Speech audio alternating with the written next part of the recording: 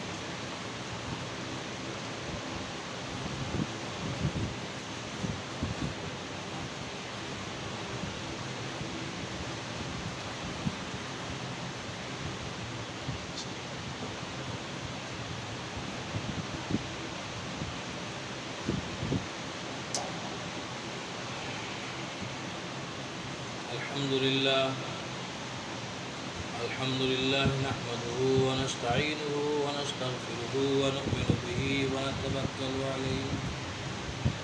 ونعوذ بالله من شرور أنفسنا ومن سيئات أعمالنا من يهده الله فلا مضل له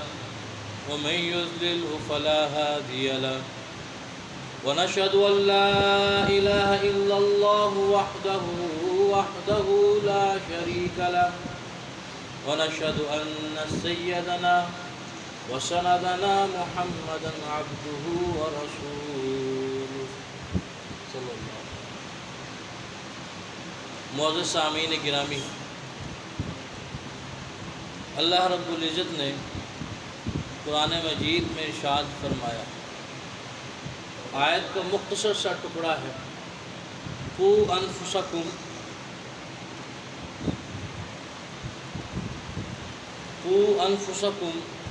کہ بچاؤ اپنے آپ کو،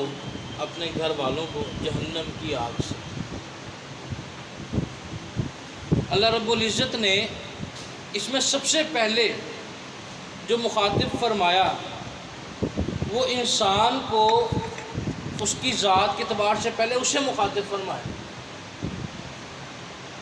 سب سے پہلے دین میرے لیے، سب سے پہلے قرآن پاک کی آیات میرے لیے، میں اس کو سنوں، سمجھوں اور اس پہ عمل کروں۔ پھر اس کے بعد دوسرا درجہ جو حضور اکرم صلی اللہ علیہ وسلم کا ارشاد مبارک ہے، بلغوا عنی ولو آیا، کہ بھائی پہنچاؤ، اگر آپ کے پاس ایک بھی اچھی بات ہے، اگر آپ کے پاس ایک بھی آیت کریمہ ہے، ایک بھی دین کی بات ہے تو اس کو لوگوں تک پہنچاؤ۔ تو قرآن پاک نے ترتیب بتا دی کہ سیکھ لیا، علم جان لیا، قرآن پڑھنا کیسے ہے یہ جان لیا، نماز پڑھنی کیسے ہے یہ جان لی، سجدے میں نگاہ کہاں ہونی چاہیے یہ جان لیا،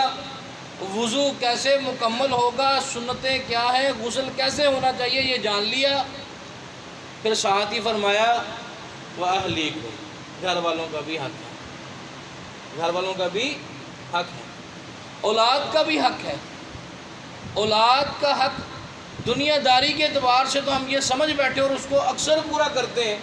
کہ اچھی تعلیم دی جائے۔ اولاد کا حق دنیا داری کے اعتبار سے یہ تو ہم پورا کرتے ہیں کہ بچے کی صلاحیتوں کو دنیا داری کے اعتبار سے اجاگر کیا جائے، اور برا نہیں ہے۔ چند صحابہ حضرت عائشہ رضی اللہ تعالی عنہا کے پاس گئے، پردے کے پیچھے سے سوال کیا کہ نبی کریم صلی اللہ علیہ وسلم کی حیات طیبہ کیسی تھی، تو اس پر حضرت عائشہ رضی اللہ تعالی عنہا نے فرمایا کہ وہ رات کو قیام بھی کرتے ہیں، یعنی تہجد بھی پڑھتے ہیں، قرآن کی تلاوت بھی کرتے ہیں، ذکر اذکار تسبیحات کا بھی اہتمام کرتے ہیں، دعاؤں کا بھی اہتمام کرتے ہیں، اور کچھ پہر گھڑی سونے کا بھی اہتمام کرتے ہیں، جسم کی راحت کا بھی خیال کرتے ہیں۔ تو انہوں نے اپنی طرف سے یہ سوچا کہ بھئی پیغمبر تو اللہ کی طرف سے بخشے بخشائے حضرات ہیں،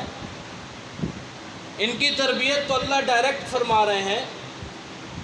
بغیر کسی واسطے کے اللہ تعالیٰ تربیت فرما رہے ہیں، تو لہذا پیغمبر کا سونا،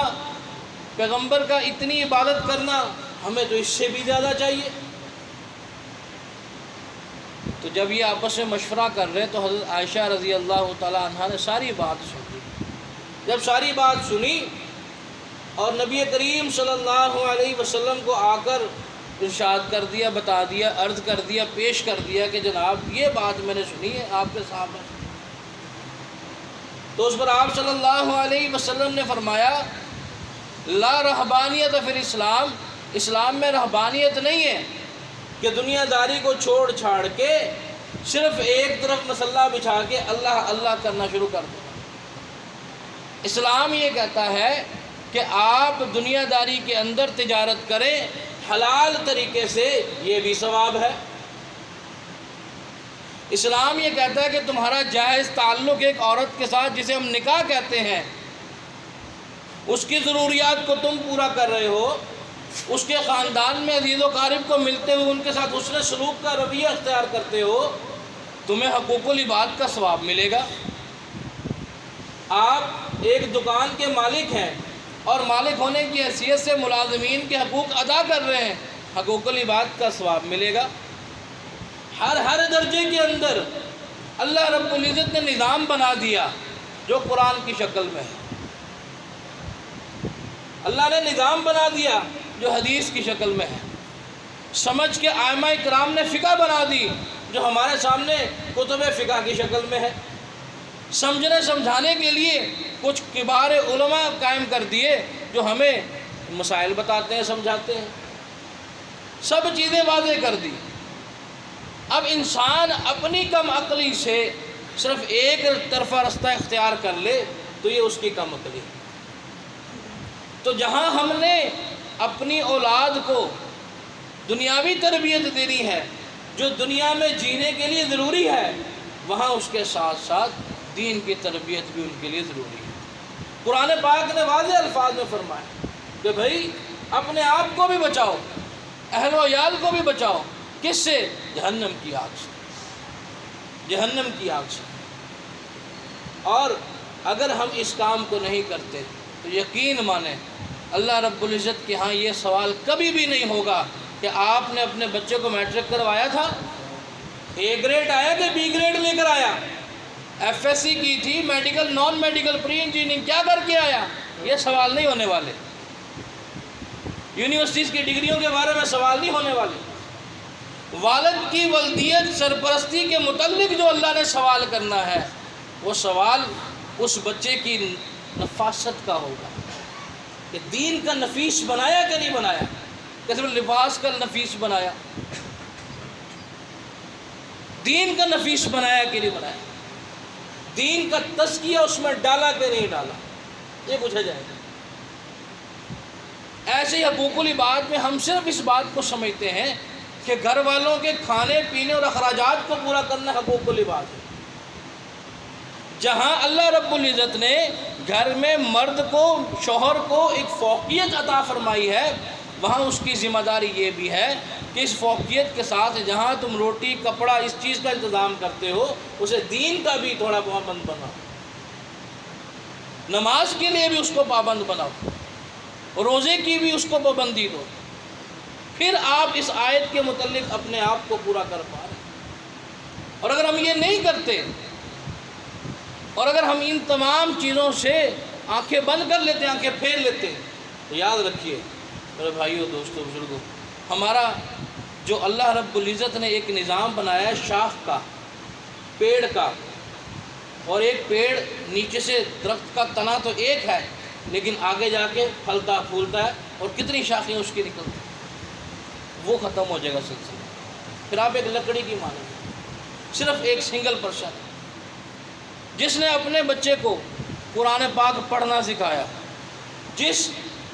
حافظ قرآن نے بچے کو قرآن پاک سکھایا، جس نے کسی کو ایک دین کی بات اور باب سکھایا، جس نے کسی کو ایک مسئلہ سکھایا، صدقہ جاریہ قائم کر دیا۔ ہم ایک مسجد میں اینٹ لگاتے ہیں تو کس غرض سے کہ میری تختی لگے،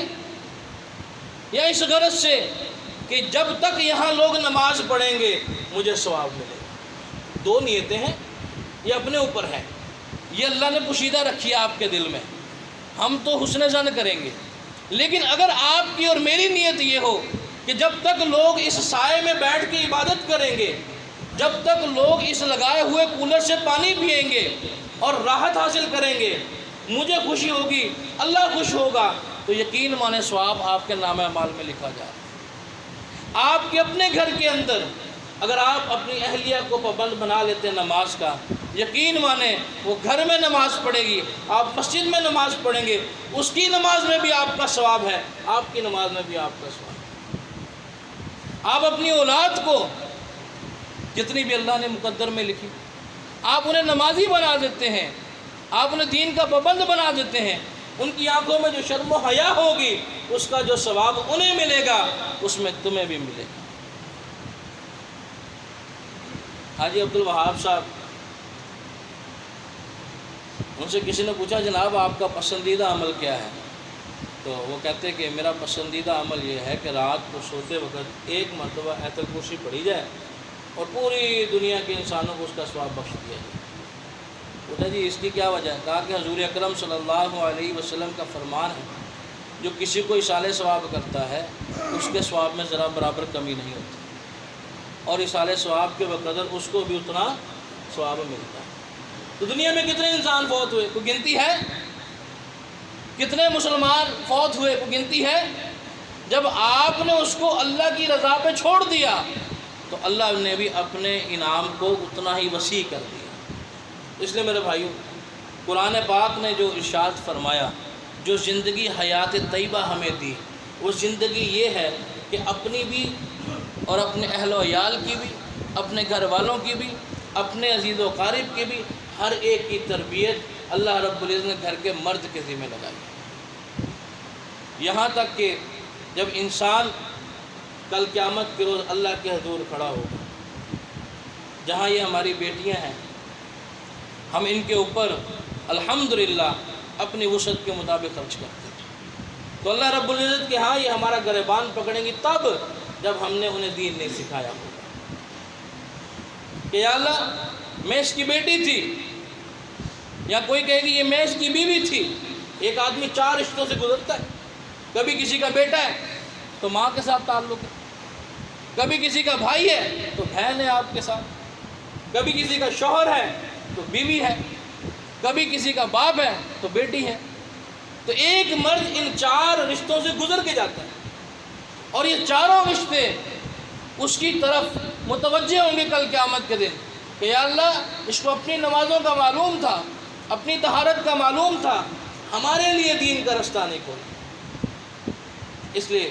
میرے بھائیوں، دوستوں، بزرگوں، یہ بہت ضروری ہے کہ ہم جہاں اپنی اولاد کو دنیا کا علم دیتے ہیں، دنیا میں اچھی زندگی گزارنے کے لیے، وہاں دین کا علم ضرور دیں تاکہ وہ دین کی بھی اچھی زندگی گزار سکیں، تاکہ انہیں پتہ ہو کہ طہارت کس چیز کا نام ہے، پاکیزگی کس چیز کا نام ہے، قرآن کا ادب کیا ہے، نماز کا ادب کیا ہے، نماز کے مسائل کیا ہیں۔ نوجوان ہمارے پاس کئی ایسے بھی ہیں کہ جو الحمدللہ ایف ایس سی کے اسٹوڈنٹ، انہیں نماز کی ترتیب کا نہیں پتہ ہوتا کہ اگر میری ایک رکعت چھوٹ گئی تو امام کے بعد جب میں نے وہ کھڑے ہو کے پڑھنی ہے تو اس میں کیا پڑھنا ہے۔ بھئی اس میں وہی کچھ آپ نے پڑھنا ہے جو آپ سے پہلی رکعت چھوٹی ہے، تو جو پہلی رکعت کی ترتیب میں سبحانک اللہ آتی ہے تو پہلے اس کو پڑھیں، پھر اعوذ باللہ کو پڑھیں، پھر بسم اللہ کو پڑھیں، پھر سورہ فاتحہ کو پڑھیں، پھر ساتھ میں جو سورت آتی ہے اس کو ملائیں، پھر رکوع سجدہ نماز مکمل۔ اب جب تک یہ ترتیب ہم اپنے بیٹوں کو نہیں بتائیں گے، وہ باجماعت نماز ضرور پڑھیں گے لیکن ان کی ترتیب نہیں سیدھی ہو، ان کی ترتیب نہیں سیدھی ہو۔ اس لیے میرے بھائیوں، دوستوں، بزرگوں، دین کا علم دینا ہماری ذمہ داری ہے، وگرنہ قرآن پاک میں سورۃ العبس کے اندر اللہ رب العزت نے صاف اور واضح الفاظ میں فرمایا، یوم یفر المرء من اخیہ وامہ وابیہ وصاحبتہ وبنیہ، کہ ایک دن ایسا آنے والا ہے کہ جس دن ان بچوں کے اوپر، اس بیوی کے اوپر، ان اہل و عیال کے اوپر آپ نے جتنا خرچ کیا یہ آپ سے بھاگتے پھریں گے، کوئی آپ کا سننے والا نہیں ہوگا۔ یوم یفر، کہ اس دن بھاگے گا کون؟ ہر ایک آدمی دوسرے آدمی سے۔ وَأُمِّهِ وَأَبِيهِ، ماں کیسا پیار دکھاتی ہے دنیا میں، لیکن قیامت کی جب ہولناکی ہوگی ماں کی ممتا بھی آپ سے روٹ جائے گی۔ وَأُمِّهِ، ماں بھی جائے گی۔ وَأَبِيهِ، باپ کتنا دلیر ہے، باہر جو کچھ مرضی ہو لیکن بیٹے کے سامنے وہ پھر بھی گھر کا بادشاہ، تو وہ بھی روٹ جائے گا، وہ بھی کہے گا نہیں بھائی میں آپ کو ایک نیکی نہیں دے سکتا۔ وہ صاحبتی، اور بیوی وہ بھی نہیں سنے گی، وہ بنی، اور اولاد بھی نہیں سنے گی۔ لِكُلِّ امْرِئٍ مِّنْهُمْ يَوْمَئِذٍ شَأْنٌ يُغْنِيهِ، اور اس دن ہر ایک آدمی کی یہی حالت ہوگی، کوئی کسی کی سننے والا نہیں۔ آج دنیا میں بیٹھے آپ نیکی کما سکتے ہیں، دنیا دارالعمل ہے، جیسے یہ آنکھ بند ہونی ہے دارالعمل کی کتاب بند ہو جائے گی، پھر چلے گا دارالجزا، پھر آئے گی دارالسزا، یا تو پھر آپ کے کیے ہوئے پہلے اعمال اتنے حسین ہوں گے کہ اللہ رب العزت آپ کے لیے قبر کو روضۃ من ریاض الجنہ بنا دے گا، کسی کی ضرورت نہیں پڑے گی۔ اعمال ہی اتنے اچھے کر کے آیا، اتنا صدقہ جاریہ چھوڑ کے آیا کہ اولاد 5 وقت کی نماز پڑھ رہی ہے، ثواب خود بخود آ رہا ہے۔ اتنا صدقہ جاریہ چھوڑ کے گیا کہ پیچھے اپنی طرف کوئی ایسا نیک کام چھوڑ گیا، ایک ایسی نیک اولاد چھوڑ گیا کہ ان کے تمام نیک کاموں میں اس کا حصہ پڑتا جا۔ آج ان اساتذہ نے ہمیں پڑھایا، ہم ان کا نام لے نہ لیں لیکن اللہ کا نظام ہے، اللہ تعالیٰ ان کو ثواب عطا کر رہے ہیں، ان کو اجر عطا کر رہے ہیں۔ اور اگر خدا نخواستہ زندگی کے اعمال ایسے گزارے کہ صرف ایک طرفہ زندگی گزاری اور دوسرے طرف کو دیکھا ہی نہیں، دین کو دیکھا ہی نہیں، تو بھی فرمایا حفرۃ من حفر النار، پھر جہنم کے گھڑوں میں سے ایک گھڑا، تو جہنم کے گھڑوں میں سے ایک گھڑا۔ زندگی کا دائرہ کار، آپ کی دنیا کا دائرہ کار اتنا چھوٹا ہے کہ ہم اللہ کی قدرت سے نکل نہیں سکتے، اللہ کی قدرت سے نکل نہیں سکتے۔ اس لیے میرے بھائیو، دوستو، بزرگوں، جو ضروری چیز ہے وہ یہ ہے کہ ہم نے اپنے اعمال کی فکر کر لی۔ اگر اس کی فکر کر لیں گے تو پھر یقین مانیں اللہ کے ہاں خوش قسمت ہوں گے۔ حدیث مبارکہ ہے، حضور اکرم صلی اللہ علیہ وسلم نے فرمایا، القیس، عقل مند وہ شخص ہے کہ وہ عمل کرے لما بعد الموت، جس کا فائدہ اس کا موت کے بعد اس کو، وہ عمل کرے۔ ابھی ہم پر ہے، ہم کون سا عمل کرتے ہیں؟ اگر ہم اللہ رب العزت کے بتائے ہوئے رستے پر چل رہے ہیں، ہم اس عمل پر ہیں، یقین مانیں کہ جو مرنے کے بعد بھی ہمیں فائدہ دے۔ ایسے بھی تو لوگ ہیں کہ ان کی قبروں میں سے خوشبوئیں آتی ہیں، کس وجہ سے؟ ان کے اعمال دیکھ۔ ایسے بھی تو لوگ ہیں کہ جن کی نماز سے اتنی محبت ہے کہ شہیدوں میں روح نکلتی ہے، وہ بھی تو لوگ ہیں۔ لیکن کیسے؟ یہ تمام چیزیں محبت پر ہیں. جب محبت ہوگی اللہ کی طرف سے عنایت ہوگی. اللہ مجھے بھی آپ کو بھی دین سے محبت عطا فرمائے. وما علینا الا البلاغ. سنت ادا.